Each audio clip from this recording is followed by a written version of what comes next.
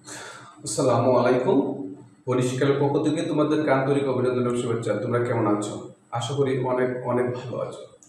আজ তোমাদের মাঝে বাইনারি বিষয় নিয়ে একটা গুরুত্বপূর্ণ টপিক্স নিয়ে আলোচনা করব, যা সপ্তম, অষ্টম এবং একাদশ, দ্বাদশ শ্রেণীর জন্য গুরুত্বপূর্ণ।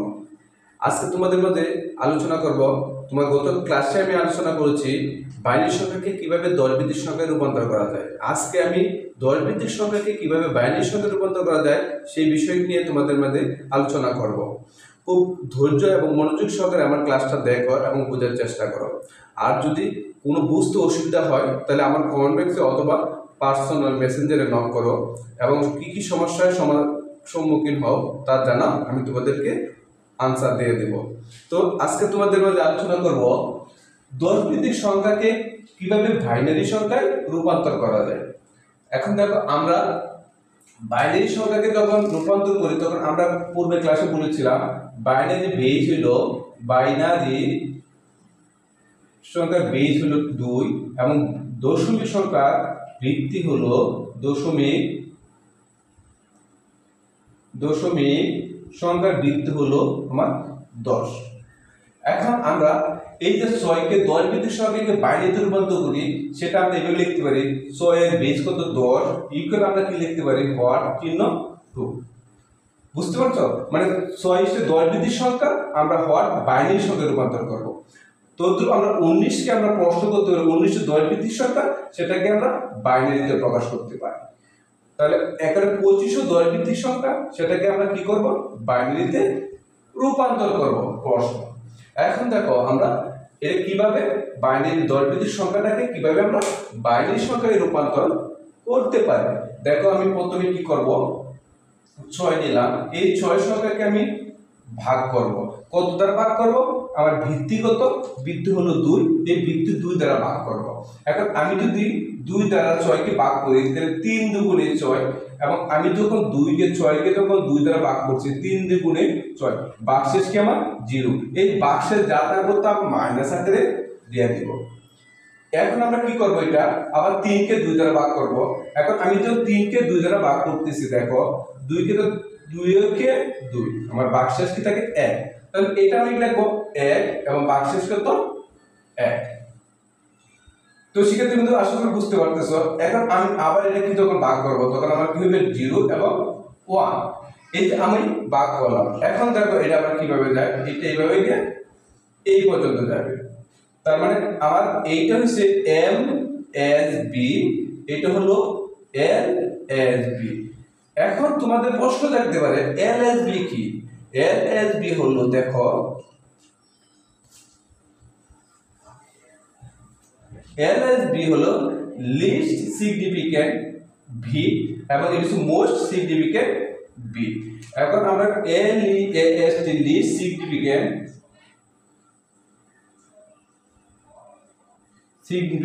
বিট এবং it is most significant bit। এখন আমরা জানি MSB মোস্ট সিগনিফিক্যান্ট বিট এবং LSB মোস্ট সিগনিফিক্যান্ট বিট। এখন আমি যখন এই মানটা লিখব, সেই মানটা কিভাবে লিখব? এই মানটা 110 হয়ে যাবে। তাহলে আমার এই মানটা আসতেছে 110। এখন আমি এটা কি লিখব কি? সুতরাং আমি লিখব 6 10 ভিত্তিককে আমি লিখবো 11082। এই 10 ভিত্তিক সংখ্যাকে বাইনারি সংখ্যায় রূপান্তর করলাম। এখন আমি তোমাদেরকে আরেকটা দেখাই কিভাবে হবে। এখন আমি 19 কে দিই 19, আমি 19 কে কি দ্বারা ভাগ করব? 2 দ্বারা। এবং কি করি 9 দুগুণে 18, 1 হইছে আমার ভাগশেষ। এখন আমি আবার 2 দ্বারা ভাগ করব, 4 দুগুণে 8, 1 হলো ভাগশেষ। আবার আমি 2 দ্বারা ভাগ করব, 2 দুগুণে 4, ভাগশেষ আমার 0। আবার আমি 2 দ্বারা ভাগ করব, 2 কে 2, ভাগশেষ 0। আবার আমি 2 দ্বারা ভাগ করব, এটা 0 হয়ে যাবে না 1 হয়ে যাবে। তো আমি এবার টান দিব, টান দেখুন এই পর্যন্ত নিয়ে যাব। এটা লিখব এম এস বি, এটা লিখব এল এস বি। তো আমি কি লিখব? সুতরাং এটা আনসারটা লিখব 19। এই 10 ভিত্তিক সংখ্যাকে আমি কি করলাম? বাইনারি সংখ্যা কি লিখব? 10011 10011, এটা বাইনারি সংখ্যা। এখন তোমাদের প্রশ্ন থাকতে পারে আমি যে এই যে বাইনারি সংখ্যাটা লিখলাম সেটা কি 19 হয় কি না। এখন আমরা একটা বিট সংখ্যা রূপান্তর করতে পারি। বিট সংখ্যা বাইনারি বিট সংখ্যা রূপান্তর হলো 1 এবং সেটাকে 1 এর ডবল 2, 2 এর ডবল 4, 4 এর ডবল 8, 8 এর ডবল কত 16, 16 এর ডবল কত 32। এইভাবে আমরা লিখতে পারি। এখন দেখো 1 0 0 1 1 আমি এটা উপরে দিই 1 1 পরে কি 0 এবং 0 1। দেখো শিক্ষার্থীবৃন্দ এই 1 মানে বাতি জ্বললো, 0 মানে অফ হলো। আমি যে অফ হলো এটা ক্যান্সেল করে দিলাম। এখন আমার কি থাকতে 16 প্লাস 2 প্লাস 1। এখন 16 আর 2 কত 8 আর 1 কত 19। তো দেখো শিক্ষার্থীবৃন্দ এটা কি আমার 19 সংখ্যায় দশমিকের সংখ্যা 19 চলে আসলো। বাইনারি 19 ভিত্তিক দশমিকের সংখ্যাকে আমি বাইনারি সংখ্যায় রূপান্তর করতে পারলাম। এখন তোমাদের দেখো 25 কিভাবে করবা। এই 25 কে যদি তুমি দশমিকের সংখ্যাকে বাইনারি সংখ্যায় রূপান্তর করতে চাও তাহলে সেম একইভাবে হবে। দেখো আমি 25 লিখলাম, 25 কে আমি কত দ্বারা 2 দ্বারা ভাগ করলাম, তাহলে কত হয় 12 দুগুণে 24 1 ভাগশেষ। এরপর আবার ভাগ করতে পারি 6 দুগুণে 12 ভাগশেষ 0। আবার ভাগ করতে পারি 3 দুগুণে 6 ভাগশেষ 0। আবার ভাগ করতে পারি 2 দ্বারা, 2 কে 2 ভাগশেষ কত 1। আমি কারণ 3 কে যখন আমি 2 দ্বারা ভাগ করব 2 কে 2 ভাগশেষ 1। আবার যখন আমি 2 দ্বারা ভাগ করব এটা হয়ে যাবে 0 তারপরে 1। এখন দেখো শিক্ষার্থীবৃন্দ এইটা আমরা আবার লিখতে পারি এরকম MSB, এটা উত্তর দিতেই হবে LSB। দেখো আমরা সংখ্যা লিখতে পারি 25 দশমিকের সংখ্যা তার বাইনারি সংখ্যা দেব 11001 11001 এটা বাইনারি। সেম দেখো এই সংখ্যাটা কি 25 হয় কিনা। এই সংখ্যার 25 হয় কিনা আমি এই বিট যে সংখ্যাগুলো আছে সেই তথ্যগুলো লিখতে পারি। কি লিখবো 1 0 0 1 1। দেখো তাহলে আমার বাতি কোনটা অফ 2 এর উপরে 4 এর উপরে অফ, 1 কোনটা 16 এবং 8 প্লাস কত 1। এখন 8 এবং 16 24, 24 আর কত 25। তো শিক্ষার্থীবৃন্দ আসলে কি অঙ্কটা বুঝতে পারছো কিভাবে দশমিকের সংখ্যাকে বাইনারি সংখ্যায় রূপান্তর করা যায়।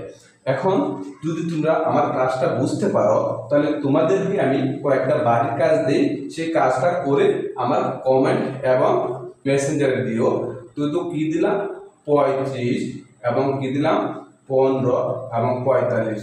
এই তিনটি 10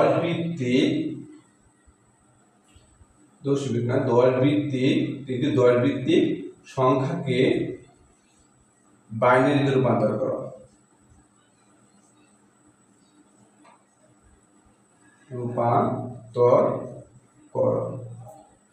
তো শিক্ষার্থীবৃন্দু যদি এই দশমিকের সংখ্যাকে যদি বাইনারি সংখ্যা রূপান্তর করতে পারো এবং আমার কাজটা যদি বুঝতে পারো তো তোমাদের কাছে আমার আশা থাকবো এই 35 15 এবং 35 সংখ্যা দশমিকের সংখ্যাকে বাইনারি সংখ্যা রূপান্তর করে আমার কমেন্ট অথবা পার্সোনাল মেসেঞ্জারে তোমরা নক করে অঙ্কগুলো করে দিবা এবং কোন সমস্যা থাকলে কি সমস্যা হয় সেটাও লিখে দিবা।